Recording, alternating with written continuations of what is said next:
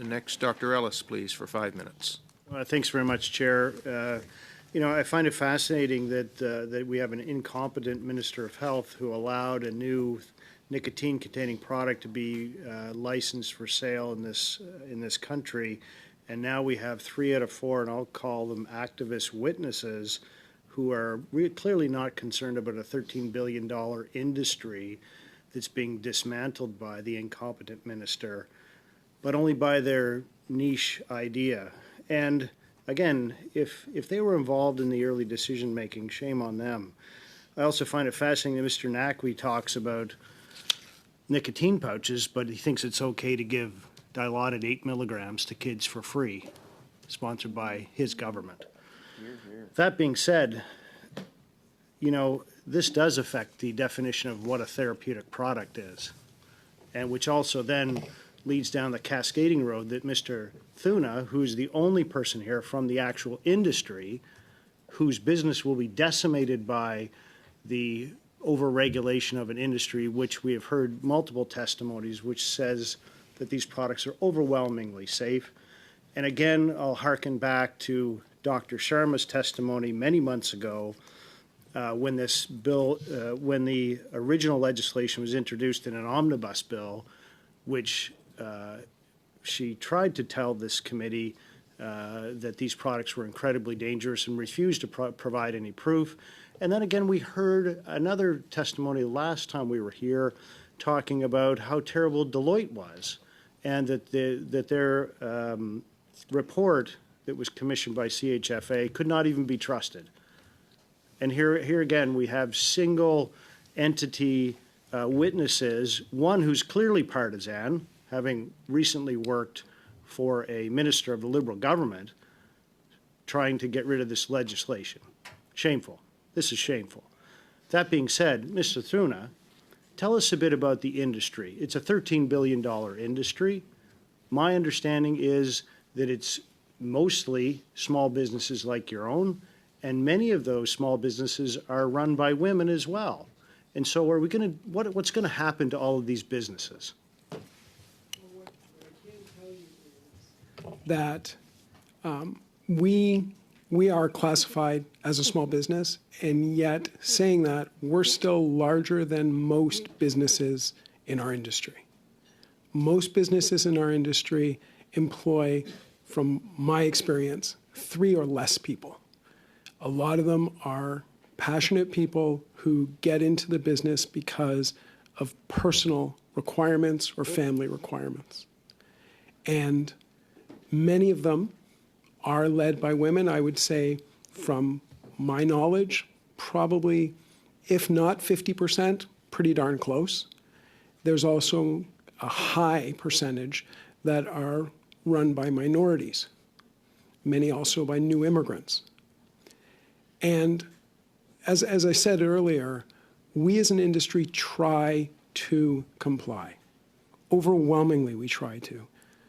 I can't tell you the number of times I have conversations with companies where they say, well, how do you comply with this part of the regulation? How do you comply with this? What do you do? It's an industry where, not universally, but frequently, we actually have conversation with competitors on how to do things better. It's a friendly competition is the easiest way to say it. One of my best friends, for example, is one of my biggest competitors. And we regularly talk about how to comply. It's one of our discussions. And I think that's a great testimony with respect to the camaraderie and the desire to comply to regulations. And I think you mentioned previously that, if there are deficiencies at Health Canada, obviously you'll understand what those deficiencies are and work towards correcting them, not just working towards, but correcting them. And of course, the issue with the demise of the natural health product industry in Canada is really related to online sales. And of course, as we've heard perhaps in the House of Commons today, the dastardly carbon tax also driving businesses south of the border. And is it true, though? I mean, businesses from Canada are either going to go south of the border or elsewhere in the world. And of course, online sales are absolutely unregulated products. Is that not true?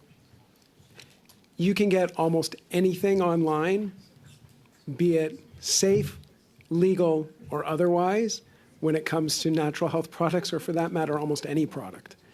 And we see it regularly when we go. I do many store visits as part of my job, and I can't tell you the number of times I've gone into stores and had a store hand me a package and go, "Can you do something like this? Can you make me this? Can you do this? Where did this come from?" I would say well over 90% of the time, they're products that are not legally available in Canada. And my only conclusion is they came from an online retailer, and a consumer brought it in saying, "Hi, I want more of this." Thank you, Mr. Ian. Next, Ms. Goodridge, please, for 5 minutes. Mr. Chair, and I want to thank all the witnesses. I really appreciate the conversations that we've been able to have here today, and it's actually been really interesting because it's not necessarily on the subject at hand. It became on the subject at hand because the government decided to use a very blunt tool. And so I'm just going to walk us back a little bit. In November of 2023, it became known and it was called out that the government was allowing nicotine pouches to be sold to kids. And as has been pointed out by many of our witnesses, basically on shelves beside candy. And the minister got all puffy, the Minister of Health, and made a big deal, saying that this was absolutely unacceptable. And yet, according to Imperial Tobacco, they said they simply applied to Health Canada and got approved. So it sounds to me like this was a Health Canada could have intervened and chose not to situation, and a lot less of let's completely rewrite the entire natural health products piece. And then it took 10 months before they actually came up with regulations, and the regulations don't actually deal with like nicotine, as has been suggested by my colleague from the block of potentially having just a specific carve out piece. It literally is let's try and bankrupt a $13 billion industry. And so, Mr. Tuna, I'm really interested. You've been talking about how Health Canada hasn't come into your business since the 80s. So 30, 35 years was the last time you heard from Health Canada in your business? We communicate with them regularly. But like inside your business? Correct.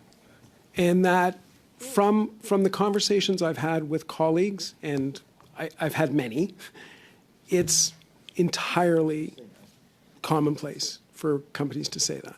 Health Canada is viewed as dropping the ball when it comes to enforcement for companies that actually care about the industry and care about enforcement.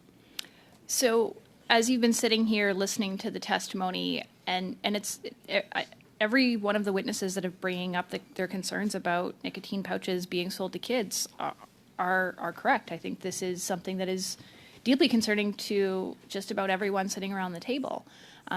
As our addictions shadow minister, I don't want to see children getting addicted to a substance that we know is addictive. But I also don't want to see good products that people use to sometimes help cure themselves from their addiction removed from the products available to them as a direct result of this. Do you think that Health Canada should be doing more when it comes to inspections or using any of the other tools that they have at their disposal? Not only do I think they should do more, I should think they should actually do something. My personal experience is Health Canada does not use the tools at its disposal, yet waits until something is in crisis or near crisis mode and then pulls out the jackhammer. So Dr. Moore-Hepburn, do you think that a 10-month delay from the time that these pouches were on the shelves to the government finally acting was responsible? I think as a practicing pediatrician, what I can offer to the committee is that it's important that we have the complex and complicated conversation about how it is we're going to regulate nicotine more broadly, how it is we're going to maintain and preserve access to nicotine replacement therapy to those individuals who need it, while simultaneously restricting access to new and novel threats. I think that that is a a broader conversation that's important for the public to have. Okay, but I'm asking you a very specific question. It took 10 months for the government to actually do anything to prevent kids from being able to access these products. Do you think that that was fast enough? Would you have preferred it to have been sooner? Yes or no? I think everybody looking through the retrospective scope would have preferred that the products not have been approved as they had been. And obviously, any time that the products were available is too long a period of time. Speaking to the speed at which government can and should act is outside of my area of expertise. Fair enough. So my next question is, Ms. Patel. The Minister of Health previously worked for the Heart and Stroke Foundation. Is that correct? And I'm aging myself here. When that happened, I was still in high school, so it's been quite a while. Okay, I'm just. Thank you, Ms. Goodrich. That's your time. You have 2.5 minutes. Oh, Dr. Ellis. Thanks very much, Chair. Dr. Moore Hepburn, I had a question for you. You know, you talked about 20 years you've felt comfortable with natural health products. Do you think that this legislation is going to make them less safe? So my reference to my 20-year career is how much has changed in terms of primarily the evidence base to support or not the use of natural health products. The regulatory infrastructure it was stable for most of that time, but I would say that the broader medical community really celebrated Vanessa's Law and its inclusion of natural health I have to cut products. you off there, Dr. Hepburn. You know, this is not about Vanessa's Law. This is changing the definition of a therapeutic product. That being said, the other question I have, do you know how many, and I know this is not your area of expertise, but how many seniors are hospitalized every year because of prescription drugs? I don't know. That's but I wouldn't be- 13,000. And, you know, I guess I have a little bit of a, as you noticed in my first round, a little bit of a problem that you're here on a one issue that's decimating a $13 billion industry, and you couldn't even provide any examples of how many children have been injured by Point of natural order, health please, products. Mr. Chair. Respect for our witnesses would be Listen, appreciated, please. this is not disrespectful. This is questioning testimony. Thank you very much. Thank So, you. Dr. Hanley, go Hepburn, you know, the question is, how many children? You couldn't even name a child or tell us how many cases you've dealt with. I find that disingenuous. I hate to say that to you because our colleagues obviously believe of your esteemed nature, but please come to committee prepared when you're trying to decimate a order, $13 billion Mr. Chair. industry. Point of order from Dr. Hanley. The witness is Just being a second. asked to give privileged private health information from a health care institution. Thanks very much, Chair. I'll pass my remaining time over to my colleague, Mr. Doherty. Doherty, please. Ms. Patel, have you at any time worked for the government as a legislative assistant for any members of Parliament or any ministers? It's just a question. Hand. It's a yes or no. Yes. Thank you. Dr.